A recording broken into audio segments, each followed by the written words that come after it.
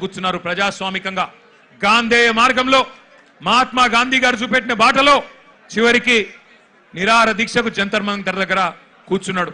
ఎట్లా అయితే పెద్దలు కేసీఆర్ గారు అన్నాడు తెలంగాణ కోసం చావు నోట్లో తలబెట్టిండో అట్లాగే ఈ పిల్లలకు న్యాయం జరగాలి, ఈ పిల్లలకు జరిగిన అన్యాయం సరిదిద్దాల కేంద్ర ప్రభుత్వం, అకౌంటబిలిటీ రావాలి, జవాబుదారితనం ఉండాలి సిస్టంలా, అదే విధంగా విద్యా విధానంలోనే సంస్కరణలు రావాలి, రిఫార్మ్స్ రావాలని చెప్పి సోనం వాంగ్చుక్ గారు నిరాహార దీక్ష కూర్చుంటే ఒక్క మీడియా సంస్థ చూపెట్టదు, ఒక్క మీడియా ఓడు రాడు. భయం, ఏం చేస్తారో, ఎక్కడ ఐటీ దాడులు చేస్తారో, ఎక్కడ సిబిఐని పంపిస్తారో, ఎక్కడ ఈడీని పంపిస్తారో, ఎక్కడ తమ వేట కుక్కలను పంపి ఇబ్బంది పెడతారో అని భయం. మీడియా రాలే. కానీ ఏం చేసింది జెన్జీ యంగ్ జనరేషన్, ఏం చేసింది? ఏ మీడియా గిడియా జాంతా నై, మా సోషల్ మీడియా ఉంది చాలు అని చెప్పి ఇవాళ దేశం మొత్తాన్ని కదిలిచ్చింది. అందుకే అంటా ఉన్న మోడీ గారు, మీరు పెట్టుకోకూడనలతో పెట్టుకున్నారు, ఎవరితోనైతే పెట్టుకోవద్దో వాళ్ళతోనే పెట్టుకున్నావు, నువ్వు కొరివితో తలగొక్కున్నావు. మోడీ గారు జాగ్రత్త పడు, తరం మారుతున్నది, స్వరం మారుతున్నది, నవతరం వరస మారుతున్నది. రాజ్యమా ఉలిక్కి పడు, గుర్తుపెట్టుకో, జాగ్రత్తగా ఉండు. వాళ్ళు అనుకుంటే మొన్ననే నేపాల్లో ప్రభుత్వం కుప్పగూలింది. ఈ పిల్లలు తలుచుకుంటే శ్రీలంకలో బగాయించి బగాయించి అక్కడ ఉన్నోళ్లను ఉరికిచ్చి ఉరికిచ్చి దేశమవతల దాకా పోయేదాకా విడిచిపెట్టలేదు. కాబట్టి ఎవరితో పెట్టుకోవద్దో మోడీ గారు, వాళ్ళతోనే పెట్టుకున్నావు. వాళ్ళ అహం మీద కొట్టినవి ఇయ్యాల. ఏమడుగుతున్నారయ్యా వాళ్ళు? వాళ్ళు మాట్లాడితే ఒకడు టెర్రరిస్టులు వీళ్ళు అంటాడు, ఒకడేమో ఖలిస్తాన్ వాళ్ళు అంటాడు, ఒకడేమో అర్బన్ నక్సలైట్లు అంటాడు, ఒకడేమో దేశద్రోహులు అంటాడు, ఒకడేమో పాకిస్తాన్కి వెళ్ళి ఫండింగ్ వస్తుంది అంటాడు. పనికి మాలిన మాటలు మాట్లాడతారు. ఇవాళ పిల్లలు చెప్తుంటే ఆ కథలు, ఢిల్లీలో వాళ్ళు మాట్లాడుతున్న మాటలు వింటే నిజంగా మనిషి అనే వాడెవడైనా ఉంటే కేంద్ర ప్రభుత్వంలో ఈ పాటికే పోవాలా, కూర్చోవాలా, మాట్లాడాలా, వాళ్ళ దగ్గర ఏమి డిమాండ్స్ ఉన్నాయో పిలిచి మాట్లాడి బుదిరెక్కిచ్చి అట్లా కాదమ్మా ఇట్లా అని చెప్పి సంజాయించి ఎట్లా బాగు చేస్తాం దేశాన్ని చెప్పాలా. కానీ కేంద్ర ప్రభుత్వంలో ఉన్న వాళ్లకు ఇవాళ ఆ పరిస్థితి లేదు. మోడీ గారు ఒక్కటి గుర్తుపెట్టుకోండి, ఇదే తెలంగాణ గడ్డ మీద 50 ఏళ్ల కిందట ఒక యువకుడు ఒక మాట అన్నాడు. ఆనాటి తరం యువకుడు, ఆనాటి యంగ్ జనరేషన్ కి సంబంధించిన నాయకుడు ఒక మాట అన్నాడు, జీనా హై తో మర్నా సీఖో, కదం కదం పే జీనా హై తో కదం కదం పే జీనా హై తో మర్నా సీఖో, కదం కదం పే లడ్నా సీఖో అన్నాడు. అందుకే మోడీ గారు గుర్తు చేస్తా ఉన్నా మీకు, ఈ జనరేషన్ సావుకు భయపడే జనరేషన్ కాదు. ఈ జనరేషన్ నీ ఉడత ఊపులకి, నీ ఐటీకి, ఈడీకి, సిబిఐకి భయపడే జనరేషన్ కాదు. వాళ్ళు ఇవాళ కోపం మీద ఉన్నారు, కోపం మీద ఉన్నారు. నేను మొన్న చెప్పినా మళ్ళా చెప్తున్నా, కోపం మీద ఉన్నారు. పొట్టు పొట్టు ఆకలి మీద ఉన్నారు. వాళ్ళు మెట్టు మెట్టు ఎక్కుతారు, నిన్ను నీ ప్రభుత్వాన్ని తొక్కుతారు. యాదికి పెట్టుకో, ఈడ్చిపెట్టరు. ఎందుకంటే ఇవాళ వాళ్ళు ఏ రాజకీయ నాయకుడు అండతో చెలరేగుతలేరు, వాళ్ళకి ఏ నాయకుడు లేడు. ఇవాళ వాళ్ళు ఢిల్లీలో 1000 మంది, ముంబైలో 1000 మంది, హైదరాబాద్ లో 1000 మంది, నాసిక్ లో 1000 మంది, పూనాలో 1000 మంది బయటికి వచ్చినారంటే కేవలం ఒక పరీక్షా పత్రం లీక్ అవ్వడం వల్ల కాదు. ఈ దేశంలో ఉన్న పరిస్థితి, ఈ దేశంలో మీరు చేస్తున్న మోసం వాళ్ళకు అర్థమైంది. 12 ఏళ్లుగా ఇంతకుముందు మాట్లాడిన పిల్లల మాటలు మీరు విన్నారు. 12 ఏళ్లుగా మతం పేరు మీద చిచ్చు పెట్టి ఇవాళ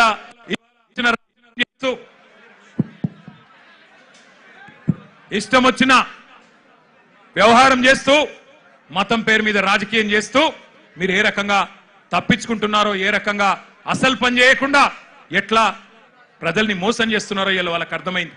మీరే కదా చెప్తిరి సంవత్సరానికి 2 కోట్ల ఉద్యోగాలు ఇస్తా అని చెప్తివి. 12 ఏళ్ళ మరి ఇప్పటికి 24 కోట్ల ఉద్యోగాలు రావాలి. వచ్చినాయా 24 కోట్ల ఉద్యోగాలు?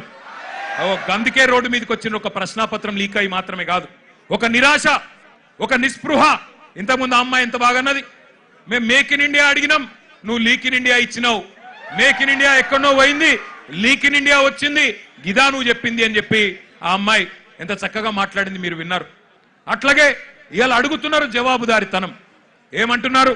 అయ్యా మీరు మంత్రులు అయినరు, ఎంపీలు అయినరు, మీరు పెద్ద ప్రధానమంత్రులు అయినరు, కానీ మేము మీ సీట్లు అడుగుతలేము.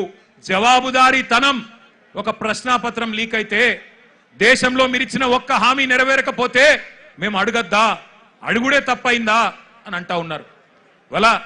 వాళ్ళు న్యాయం అడిగితే మీరేం చేస్తున్నారు? రాజ్యం హింసకు దిగుతున్నది. పోలీసోళ్ళు, ఐపీఎస్ ఆఫీసర్లు ఆడపిల్లలను చెంప మీదకెళ్ళి కొడతా ఉన్నారు. పోలీస్ వాళ్ళు లాఠీలతోని ఆడపిల్లల్ని కొట్టకూడని చోట కుళ్ళబొడుస్తా ఉన్నారు. ఇవన్నీ వీడియోలు ఉన్నాయి, నేనేదో ఊరికే చెప్పట్లేదు. అందుకే ఇవాళ హైదరాబాద్ వేదికగా ఆ పిల్లల డిమాండ్లకు మద్దతుగా ఢిల్లీలో జరుగుతున్న జంతర్ మంతర్లో జరుగుతున్న దమన కాండకు వ్యతిరేకంగా మా నాయకుడు కేసీఆర్ గారి ఆదేశం మేరకు మొత్తం పార్టీ అంతా ఇక్కడికి వచ్చి ఆ పిల్లలకు సంఘీభావంగా అండగా, ఇందులో రాజకీయం లేదు. ఎలక్షన్లప్పుడు చూసుకుందాం రాజకీయం, ఆ రోజు ఎవరు ఎక్కడ కూర్చోవాలో ప్రజలు నిర్ణయిస్తారు. కానీ ఇవాళ మేము అడుగుతున్నది ఒకటే, ముందుగా ఎడ్యుకేషన్ మినిస్టర్ ధర్మేంద్ర ప్రధాన్ రాజీనామా చేయించండి. చేయించాలనే వాళ్ళు గట్టిగా చప్పట్లు కొట్టి చెప్పాలా, గట్టిగా చప్పట్లు కొట్టాలా. రెండోది, ఆ పిల్లల మీద పెట్టిన కేసులు చాలా మంది పిల్లల్ని దేశవ్యాప్తంగా కేసులు పెట్టినారు.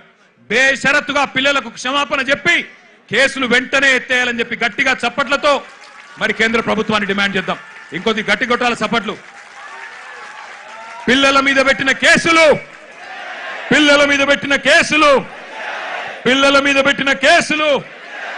మేము ఇక్కడికి బయలుదేరి వస్తున్నాం. పిల్లలతో పాటు నిరసనలో పాల్గొనాలా.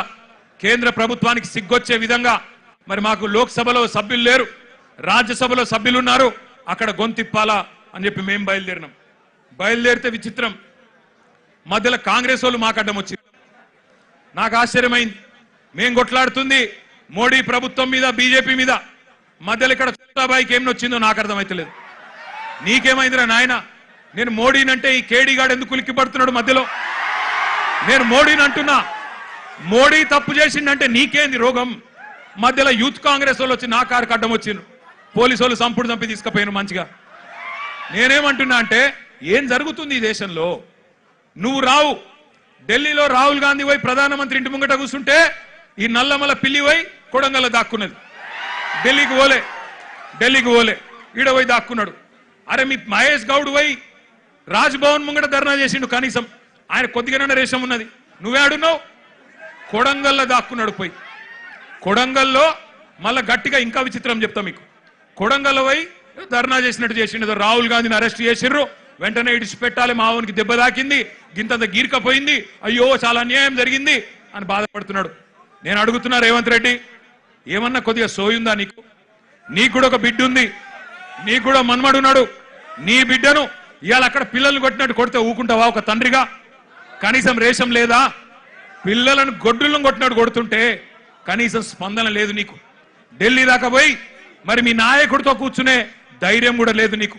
ఇంకా మీదికెళ్ళి మోడీ గారిని, ధర్మేంద్ర ప్రధాన్ గారిని ఇవాళ ప్రధానంగా యువత డిమాండ్ చేస్తున్నది. జవాబు చెప్పండి అని చెప్పి మోడీ గారిని, ధర్మేంద్ర ప్రధాన్ గారిని అడుగుతుంటే మన చోటాబాయ్ ఈయనేం అడుగుతుండేరికేనా? కేసీఆర్ కేటీఆర్ తప్పటిదంతా. ఎక్కడ దొరికినవయ్యా నువ్వు? నాకు అర్థం కాదు.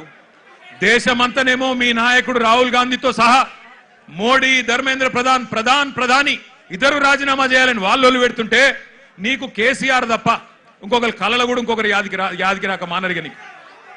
ఆ వెనకటికి ఒక సినిమా ఉంటుంది, ఆ సినిమాలు ఇంతకుముందు వచ్చేటప్పుడే మా అన్న ప్రశాంత్ రెడ్డి అని చెప్తున్నాడు. అదేంటది? కుక్క కథ కదా. చిన్న పిల్లగాడు ఒకడు ఉంటాడు, వాని ఏం అడిగినా లాస్ట్కి ఏమంటే నాకు కుక్క కావాలి అంటాడు. అట్లా ఈయన కూడా అంతే. ఇక ఆయన నిద్రలో లేపు, ఈ ముఖ్యమంత్రిని నిద్రలో లేపు.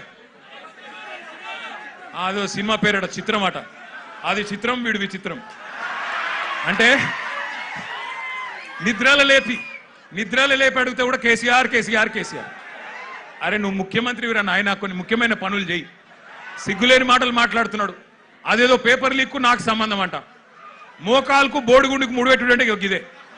నేను చెప్పిన, అయ్యా రేవంత్ రెడ్డి, నీకేమన్నా సిగ్గు శరం ఉంటే నువ్వు చెప్పినాం లేదా? లేనోనికి ఏం చెప్తామంటారా? అంటే బాధ ఎక్కడ అనిపిస్తుందంటే, నేను నిన్న లీగల్ నోటీస్ పంపించిన. ఒరే నువ్వేదో మాట్లాడినావు, నిజంగా నీ దగ్గర ఏమన్నా రుజువు ఉంటే చూపెట్టరా అయ్యా. చూపెడితే నిజంగా రుజువు చేస్తే ఇదే ఇందిరా పార్క్ కాడ ఇగో ఇదే పిల్లల మధ్యన అవసరమైతే నన్ను ఉరిది కానీ ఇష్టం వచ్చినట్టు మాట్లాడి పిల్లల మనసులు మలినం చేయకు. లేనిపోని బదనాములు పెట్టి రాజకీయంగా సలిమంటలు కాచుకునే ప్రయత్నం చేయకు. నీకు చేత కాదు, దమ్ము లేదు. ఢిల్లీకి పోయి మోడీని ఎదిరించే దమ్ము నీకు లేదు. ఎందుకు? నీకు భయం.